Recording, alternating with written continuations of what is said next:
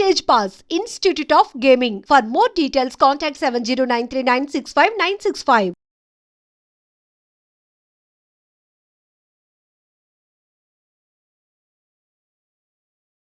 Podium లేకపోతే కొంచెం మాట్లాడడం కష్టం నాకు. అంటే ఎలా ఉందంటే నగ్నంగా ఉన్నట్టుంది పోడియం లేకపోతే. కొంచెం అందరూ మీరు దయచేసి వస్తే let me have an interaction. అంటే నా జీవితంలో మొట్టమొదటిసారిగా అంటే ఎప్పుడు చేశాను ఇంత, నాకు పొలిటికల్ ఇంటరాక్షన్ చేశాను కానీ మీడియా మిత్రులతోటి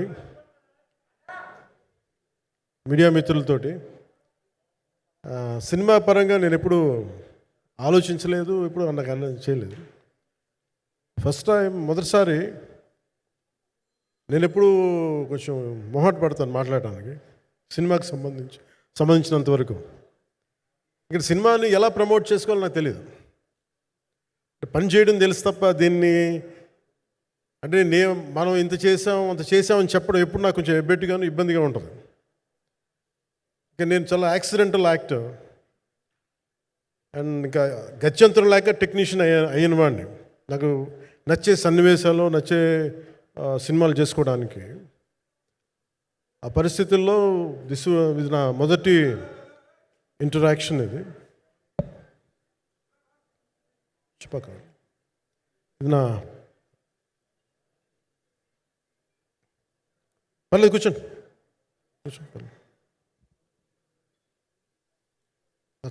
రథం గారు వస్తారు అంటే ఇదంతా చేయడానికి, మీడియా మాట్లాడడానికి ఇదేదో నాకు పొగరు అహంకారం ఏం కాదు.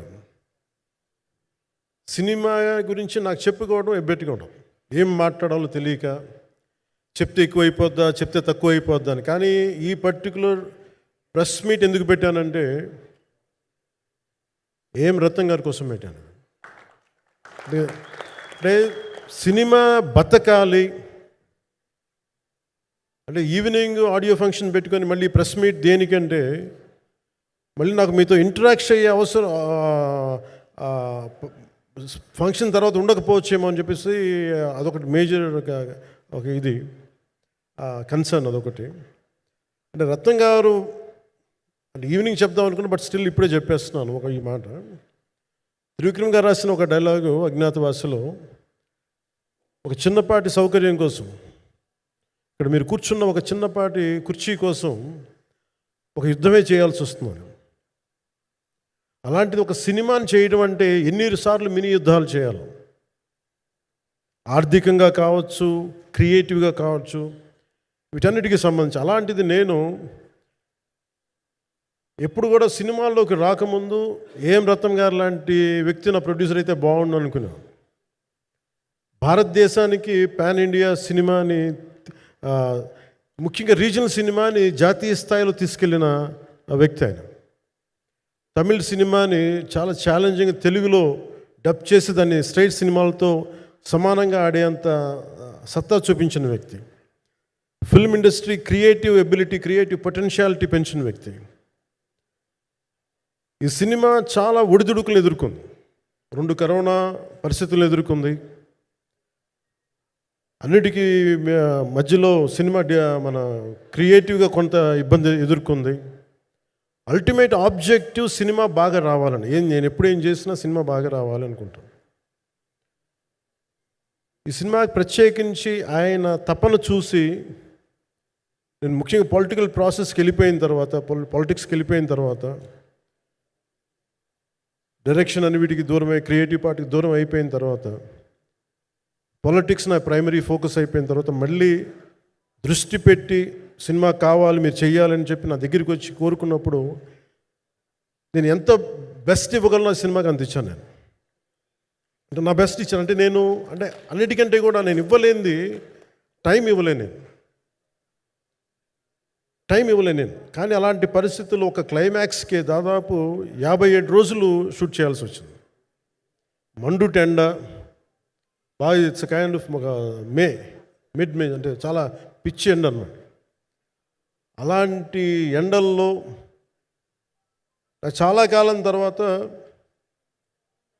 నాకు మార్షల్ ఆర్ట్స్, నేను ఎప్పుడో నేర్చుకున్న మార్షల్ ఆర్ట్స్, ఒక ఎస్క్రీమా కానీ, ఊషు కానీ, నేను నేర్చుకున్న సెల్ఫ్ డిఫెన్స్ టెక్నిక్స్ కానీ, యుఎస్లో నేను ఒక వర్క్షాప్ చేసిన జీత్ కండో ఇవి కానీ, ఇవన్నీ ఈ సినిమాకి నాకు పనికి వచ్చినాయి. నాకు ఇవన్నీ వీళ్ళతో డిఫరెంట్ కొరియోగ్రాఫర్స్తో కూర్చొని, ప్రత్యేకించి క్లైమాక్స్ పార్ట్ ఇది అందరికీ ఇన్స్పైర్ చేసింది. అంటే మన స్థూలంగా చెప్పాలి అంటే, ఒక క్లుప్తంగా చెప్పాలి అంటే, ఈ సినిమాకి ఇదే ఆయువు పట్టింది. ఈ ఫస్ట్ పార్ట్కి ఎక్కడో కొల్లూరు నుంచి, మన కృష్ణానది తీరం కొల్లూరు, విజయవాడ సమీపంలో ఉన్న కొల్లూరు ప్రాంతం నుంచి దొరికిన ఒక కోహినూరు వజ్రం నుంచి అది ఎటు మన గోల్కొండ రాజుల దాకా వచ్చింది, మన హైదరాబాద్ సుల్తాన్ల దాకా ఎలా వచ్చింది, దీని ట్రావెల్ ఇటు వెళ్ళింది. ఇవన్నీ జరిగినప్పుడు దీని నేపథ్యంలో జరిగే కథ ఇది. ముఖ్యంగా ఈ ఫౌండేషనల్ వర్క్ చేసిన వ్యక్తి క్రిష్ జాగర్లమూడి గారు చాలా హై కాన్సెప్ట్తో పట్టుకొచ్చారు దీన్ని. ఆయనను రత్నం గారు నా దగ్గరికి వచ్చినప్పుడు చాలా బాగా నచ్చి వెంటనే చేశాను. చేసిన తర్వాత ఒక్కొక్కటి కరోనా నిజంగా ఇంపాక్ట్ ఇచ్చింది. అంటే ఎలా ఉండదంటే, ఎంత హార్డ్గా ఉండదంటే ఇండస్ట్రీ, అది ఎవరిని తప్పు పట్టలేము. ఒకప్పుడు ఆయన వెంట చుట్టిన నిర్మాతలు, ఆయన వెంట తిరిగిన డిస్ట్రిబ్యూటర్స్, హీరోస్, అందరికి అలాంటి వాళ్ళకి ఒక నిర్మాతగా ఆయన తపన పడుతుంటే నాకు అంటే ఆయన కోసం ఖుషి తీస్తున్నప్పుడు కానీ ఆయనతోటి ఎంత సౌకర్యం ఇచ్చారంటే, అసలు మాకు 1 month ముందు ప్రీ ప్రొడక్షన్ అయిపోయి నాకు అంత సౌకర్యాన్ని ఇచ్చారు. నేను కంపోజ్ చేసిన యాక్షన్ సీక్వెన్సెస్ కానీ, ఫైట్స్ కానీ, ఖుషీకి నాకు ఆల్రెడీ ఒక 1 month 1.5 month థియేటర్ నాకు ఇచ్చేసి, మన సురేష్ ఎఫెక్ట్స్ థియేటర్ మొత్తం ఇచ్చి నాకు అంత లగ్జరీ ఇచ్చిన వ్యక్తి ఆయన నలిగిపోతుంటే నాకు నిజంగా చాలా బాధేస్తుంది. ఒకసారి it is not about money, it's not about success, it's about standing by whom you trust, who stood for the people and who stood for the industry. నాకు ఎందుకు ఇది మీతో పంచుకోవాలనిపించింది. సినిమా ఎంత విజయం ఇది నాకు నిజంగా తెలియదు. ఎందుకంటే నేను ఇట్లా అనుకోవచ్చు, ఇంకోలా కానీ ఒక్కటి మటుకు చాలా సిన్సియర్గా చెప్పగలను. Krish came out with very good concept, చాలా హై కాన్సెప్ట్ పట్టుకొచ్చారు. కొంత వ్యక్తిగత కారణాలు, కొన్ని ప్రొఫెషనల్ కారణాలు ఆయన ప్రాజెక్టుకి బయటికి వెళ్ళినా కానీ, దీన్ని ఫౌండేషనల్ వర్క్ చేసిన క్రిష్ గారికి మనస్ఫూర్తిగా నా హృదయపూర్వక ధన్యవాదాలు తెలియజేస్తాను మా అందరి తరఫున. అలాగే తర్వాత స్టెప్ ఇన్ అయ్యింది మన జ్యోతికృష్ణ గారు. నేను ఖుషి సినిమా చేస్తున్నప్పుడు అప్పుడే లండన్ ఈ ఫిల్మ్ మేకింగ్ కోర్స్ చేసి మన డైరెక్షన్లో ఇన్స్టిట్యూట్ అంతేనా డైరెక్షన్ ఫిల్మ్ మేకింగ్ కోర్స్ చేసి అప్పుడే గ్రాడ్యుయేట్ అయ్యి వచ్చి అప్పటి నుంచి ఉన్నప్పుడు బట్ యాక్చువల్ తనతో మాట్లాడుతుంటే మోస్ట్ సెన్సిబుల్ డైరెక్టర్ అనిపించారు. ఈ ఒక టైంలో ఏమనిపించిందంటే, బయట ఉన్న మాటలు కానీ అసలు సినిమా వస్తుందా లేదా బయటికి అని ఉండేది. కానీ మాకు ఎప్పటికప్పుడు నీరసం పడిపోయినప్పుడల్లా నాకు నీరసం వచ్చేసేది. సినిమా అవ్వదా అనుకున్నప్పుడల్లా దీనికి ప్రాణవాయువునిచ్చిన వ్యక్తి కీరవాణి గారు. ప్రతిసారి నేను వర్క్ చేసి, నేను ఎందుకంటే సినిమా చివరి దాకా నేను నమ్మను ఎప్పుడు. నేను ఒక సినిమాని నేనేం నమ్ముతాను, చిన్నప్పటి నుంచి వెరీ ఫార్మేటివ్ ఇయర్స్లో నుంచి కూడా ఒక మంచి సినిమా గురించి నువ్వు మాట్లాడక్కర్లా, రిలీజ్ అయితే బాగలేకపోతే ఎలాగ మాట్లాడక్కర్లా. అందుకే నేను ఎప్పుడు సినిమా క్వాలిటీ మీద దృష్టి పెడతాను తప్ప ఇంక మిగతా వాటి మీద మాట్లాడను. అందుకే నాకు ఎప్పుడు ఈ మాట్లాడటం అనే దాని మీద ఎప్పుడు దృష్టి పెట్టలే. కానీ ఫస్ట్ టైం ఈ సినిమాకి చాలా అవసరం అనిపించింది. ఎందుకంటే ఒక నిర్మాతలు కనుమరుగవుతున్న ఈ సమయంలో ఒక బలమైన సినిమా తీసి ఒడిదుడుకుల్ని తట్టుకోగలిగి ఒక నిర్మాత కనుమరుగవ్వకూడదు. ఆయన పక్కన ఏది ఉండాలో అండగా ఉండాలని చెప్పేసి నేను అన్నీ వదిలి, ఇంత బిజీ షెడ్యూల్స్ అన్నీ వదిలేసి, ఒకవైపు నన్ను నా ప్రత్యర్థులు తిడుతున్నా కానీ, సినిమాలకు వెళ్ళిపోయిన తిడుతున్నా కానీ, ఇదేంటంటే నాకు అన్నం పెట్టింది ఇది నాకు నా సినిమా పరిశ్రమ. అంటే ఇక్కడున్న మిత్రులందరూ కూడా చాలామందికి నేను ఇండివిజువల్ ఇంటర్వ్యూస్ ఇచ్చాను. నేను చాలాసార్లు నాగేంద్ర కానీ మీరు కానీ చాలామందికి, వీళ్ళందరూ చాలామందికి నేను వ్యక్తిగతంగా తెలుసు. కాకపోతే నాకు సినిమా అంటే నేను సినిమా గురించి ఎక్కువ చెప్పలేక ఎక్కువ మాట్లాడలేను కానీ బట్ నాకు నిజంగా సినిమా మీద అపారమైన గౌరవం, సినిమా మీద అపారమైన ఆసక్తి, నాకు ప్రాణవాయువు అది. Story telling is a necessity for all each and every individual. So cinema అది మనకు కల్పిస్తుంది, సినిమా మనకి అలాంటి. కానీ ఈ సినిమా ప్రత్యేకించి చాలా ఛాలెంజింగ్ సర్కమ్స్టాన్సెస్లో, చాలా ఒడిదుడుకుల్లో, యాడ్వర్స్ కండిషన్స్లో కూడా మనస్ఫూర్తిగా దీన్ని ముందుకు తీసుకెళ్ళి, ఆర్థిక ఇబ్బందులు ఎన్ని వచ్చినా కానీ, అంటే నాకు పొలిటికల్గా పేరు ఉండొచ్చు, దేశవ్యాప్తంగా నేను తెలిసి ఉండొచ్చేమో, కానీ సినిమా పరంగా వచ్చేటప్పుడు నేను చాలా హీరోస్తో కంపేర్ చేస్తే వెరీ వాళ్ళందరికంటే చాలా తక్కువ నేను. సో దానికి ఉండే ఇబ్బందులు దానికి ఉంటాయి. మిగతా వాళ్ళకి బిజినెస్ అయినందుకు నాకు బిజినెస్ అవ్వదు, వాళ్ళకి వచ్చినందుకు నాకు రాకపోవచ్చు. ఎందుకంటే నా దృష్టి, నా కాంపిటేటివ్నెస్ ఎప్పుడు నేను సినిమాల మీద పెట్టలేదు. నేను ఇప్పుడు సొసైటీ పొలిటికల్ ప్రాసెస్ పెట్టాను, కానీ ఎప్పుడు సినిమా మీద నేను ఎంత ఉండాలనేది నేను ఎప్పుడు పెట్టలేదు. నేను ఎప్పుడు చాలాసార్లు మన నాగేంద్ర కానీ మిగతా మన సూపర్ హిట్ మన కీర్తిశేషులు బిఆర్ రాజు గారు చనిపోయారు, ఆయనకి ఇంటర్వ్యూస్లో కూడా ఉంటుంది. ఈ చిత్ర పరిశ్రమ చాలామంది హీరోస్ ఉంటారు, వాళ్ళలో నేను వన్ ఆఫ్ ది హీరో అంతే. నాది ఒక సంవత్సరంలో ఒక ఫ్రైడే, ఒక థర్స్డే రిలీజ్ అవుతుంది అంతే, అంతకుమించి తప్ప ఇది అందరి పరిశ్రమ, అందరూ రావాలి అలాంటిది నేను కోరుకునేవాడిని నేను. సో దాంట్లో భాగంగా రత్నం గారు లాంటి నిర్మాత బతికుండాలి, రత్నం గారి నిర్మాతకి ఇబ్బందులు కలగకూడదని చెప్పి లాస్ట్ మినిట్లో ఇంక చూసిన తర్వాత I stepped in to it. నేను భుజాల మీదకి తీసుకున్నాను ఇది. క్లైమాక్స్ని ఎలా భుజాల మీదకి అంటే, ఎందుకంటే ముఖ్యంగా ఇక్కడ ఇది ఇంకొక బలమైన స్టార్ కాస్టింగ్ చాలా బాగా చేశారు ఆయన. ముఖ్యంగా బాబీ డియోల్ గారిని అంటే ఈరోజు చూస్తుంటే నాకు అదే అనిపించింది.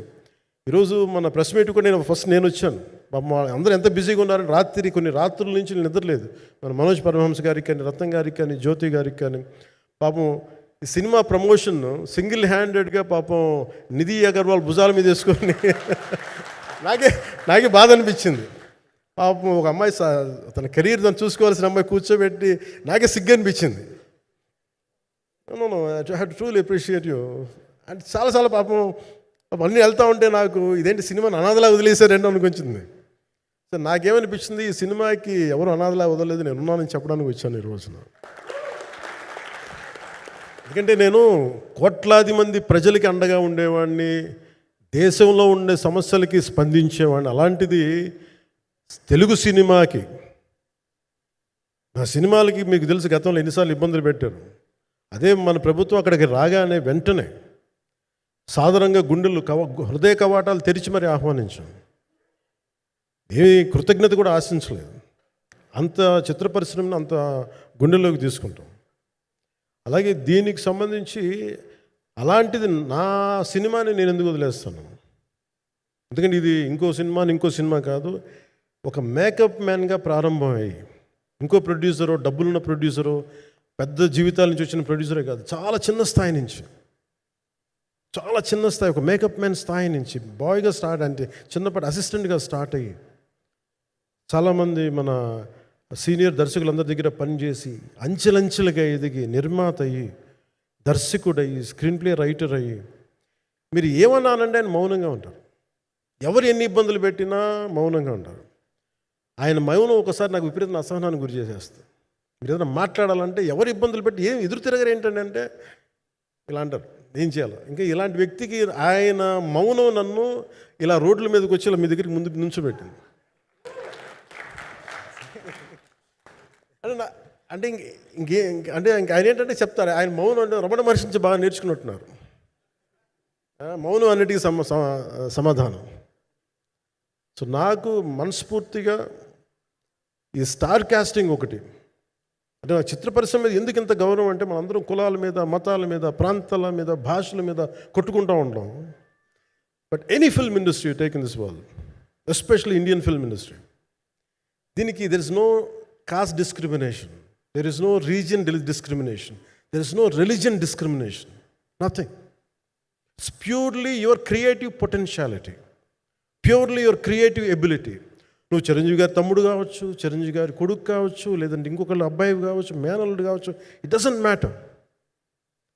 నీకు టాలెంట్ లేకపోతే నువ్వు నిలబడలేవు, నీకు సత్తా లేకపోతే నువ్వు ఇక్కడ ఉండలేవు. అది నా కొడుకైనా సరే. ఇట్ ఆల్ డిపెండ్స్ నీకు ఎంత టెనాసిటీ ఉంది, ఎంత పర్సీవరెన్స్ ఉంది, ఎంత నిలబెట్టుకోగలవు, ఎంత నిలదొక్కుకోగలవు. ప్రతికూలతలు ఎంత బలంగా నిలబడగలం. ఒక నిర్మాత సినిమా తీయడం అంటే ఒక యజ్ఞం చేయడం లాంటిది.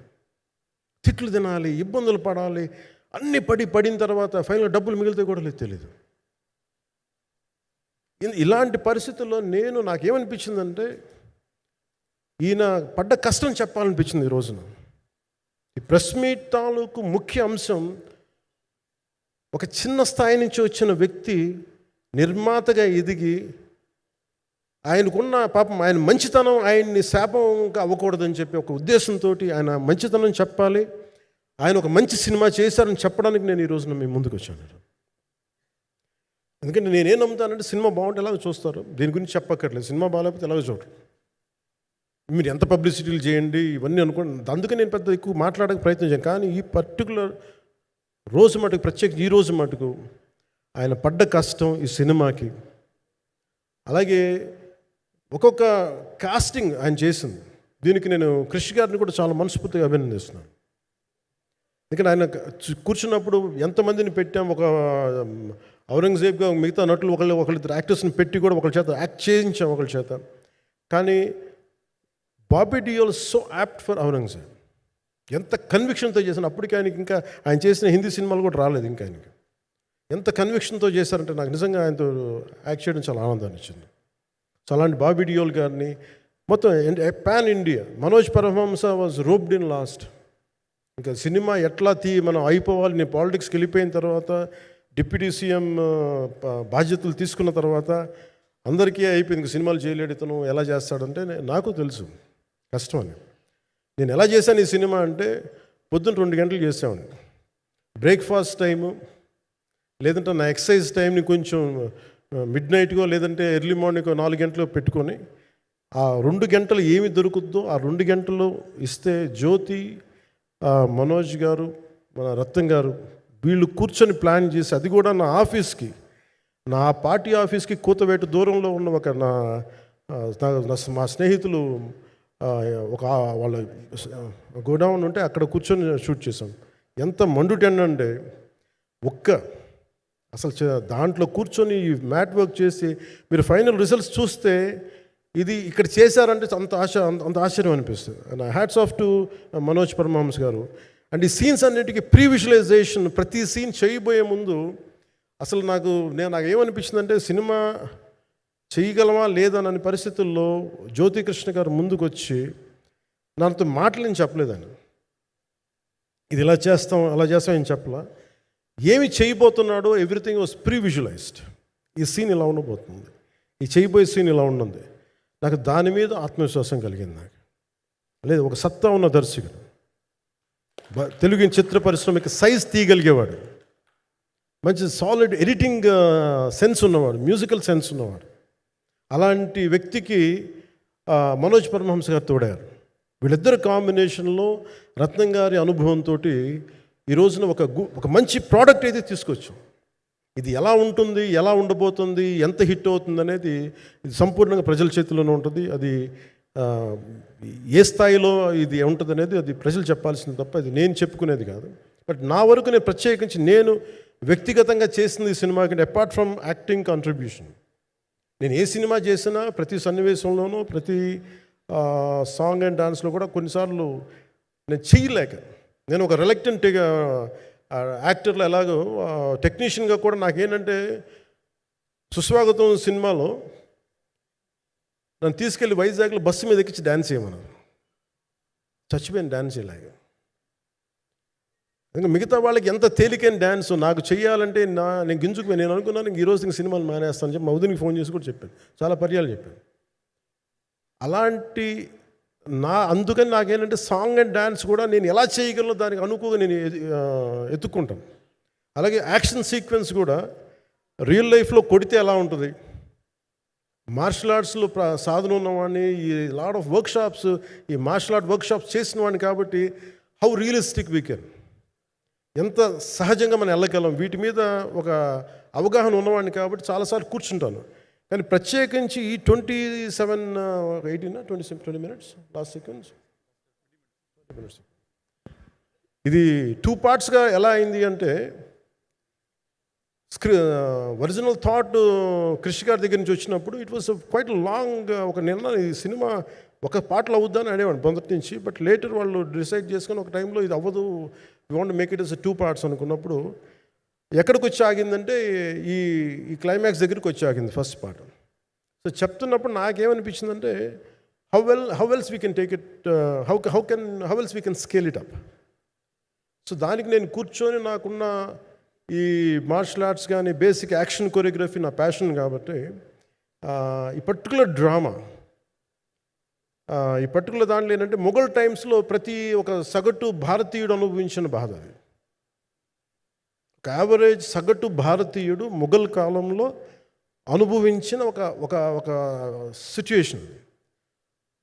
ఆ సిచ్యువేషన్ హీరోకి సంబంధం ఉండదు, కానీ how he gets entangled, how he gets involved in it, that is the outcome, that has been captured. So దీన్ని ఒక 57 days మేము చేయగలిగామంటే, ఆ రోజు నాకు కనుక మన జ్యోతి గారు ఉండుంటే పక్కన, maybe I would done it in at least ఒక 50% ఆఫ్ ఇట్. ఎందుకంటే నేను చెప్పింది అలా చేయగలరు ఇవన్నీ కూర్చోబెట్టి వీ డిడ్ అవర్ బెస్ట్. అంటే నేనేమనుకున్నానంటే క్లైమాక్స్ చేసేటప్పుడు ఇంక నేను తర్వాత సినిమాలు చేస్తాను కూడా లేదో నాకు తెలియదు, కానీ నాకు ఇష్టమైన నిర్మాత, తెలుగు చిత్ర పరిశ్రమకి నిజంగా ఒక అండగా ఉన్న నిర్మాత, I want give my best to him. నేను అందుకని ఆంధ్రప్రదేశ్ ప్రభుత్వానికి కూడా మన ముఖ్యమంత్రి గారికి కూడా తెలియజేశాను. ఈయన్ని ఫిల్మ్ డెవలప్మెంట్ కార్పొరేషన్కి చైర్మన్ నేను ప్రతిపాదించాను. అంటే నాకేంటంటే I don't want it to be a political. ఆయన నా నిర్మాతని కాదు, ఈయన అందరు హీరోలతో తీశారు. ఈయన పాన్ ఇండియాలో ప్రతి ఒక్కరు తెలిసి ఈయనంటే. ఇలాంటి వ్యక్తి ఉంటే మన తెలుగు చిత్ర పరిశ్రమకి బాగుంటుంది. అలాగే ప్రత్యేకించి తెలుగు చిత్ర పరిశ్రమ అనేది నాకు ఈ టాలీవుడ్ అనే పదాలు నాకు వాడటం నాకు ఇష్టం ఉండదు. Bollywood, Tollywood, Kollywood, Mollywood. Why should we ape Hollywood? We have a greater story narrative ability మన దగ్గర ఉంది. We have a greater storytelling ability. We don't have to ape Hollywood. We take the best practices of Hollywood, but not necessarily the name of Hollywood. వాళ్ళకున్న professionalism మనం నేర్చుకోవాలి, వాళ్ళకున్న commitment నేర్చుకోవాలి, వాళ్ళకున్న production designing ability మనం తీసుకురాగలగాలి.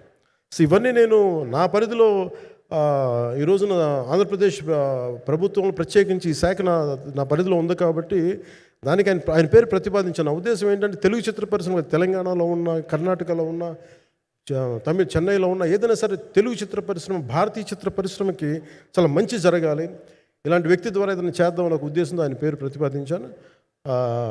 భవిష్యత్తులో ఆయన అవుతారని మనస్ఫూర్తిగా నేను ఆశిస్తున్నాను. అందుకని అన్నీ నా చేతిలో ఉండవు కదా, అందుకని చెప్తాను. ఇఫ్ అండ్ బట్ చెప్పాలి కదా. సో ప్రత్యేకించి మీ అందరికీ నా హృదయపూర్వక ధన్యవాదాలు తెలుపుకుంటూ నెక్స్ట్ 2-3 daysలో I'll try to give as many interviews as I can. Nidhi I'm grateful to you. పాప చాలా తపన పడి ఉంటారు. ఈరోజు ఎలా ఉంది అంటే, నాకు ఎలా అనిపించిందని, ఇందాక నేను వస్తున్నప్పుడు ఎవరు లేరు, వీళ్ళు కూడా ఎవరు లేరు. నేను వచ్చి చాలాసేపు కారులో కూర్చున్నాను, ఎందుకంటే మళ్ళీ మీరు తిట్టకూడదు, లేట్ వచ్చాడు, నీకు డిప్యూటీ సీఎం అయితే పొగలు వచ్చేస్తాను మీరు అనుకో అంటారండి. నాకు అట్లా అనిపించలేదు. నాకు ఫస్ట్ టైం ఎందుకు మీడియా నాకు ఎందుకు అలవాటు పోయిందంటే, నేను వచ్చిన కొత్తల్లో ఈ జ్యోతి చిత్ర సితారా పేపర్స్ ఉన్నాయి. ఎవరో ఫోటోస్ వేయమంటే this guy is not saleable, ఇంకా అవసరం లేదు అంటే నా ఫోటోలు వేసేవాళ్ళు కాదు. సో నాకేమనిపించింది, సరే ఇంక నేను మన ఈయన కాడికి నేను ఏమి అంటున్నాను నాకు తెలియదు అని చెప్పేసి మా నిర్మాతలు కూడా ఉండేవాళ్ళు కాదు. సో నాకు పబ్లిసిటీ లేకుండా సినిమాలు రిలీజ్ అవ్వడం అలవాటు అయిపోయింది నాకు. సో అదే ప్రాక్టీస్ అయిపోయింది నాకు, అంతే.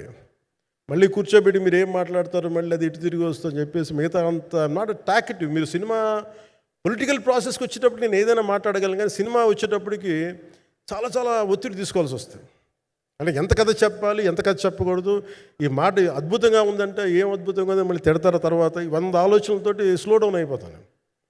బట్ కానీ నాకు మనస్ఫూర్తిగా ఈ సినిమా ఐ హోప్ వచ్చిన ప్రతి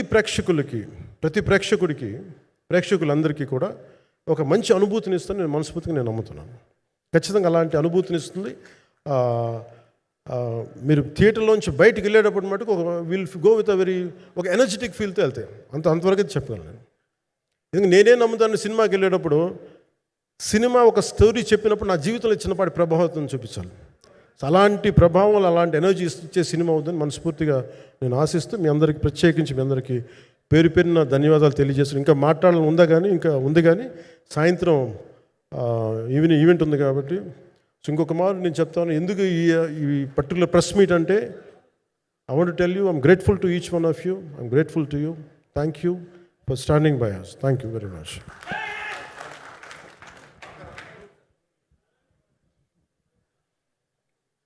మీడియా మిత్రులందరికీ మరొక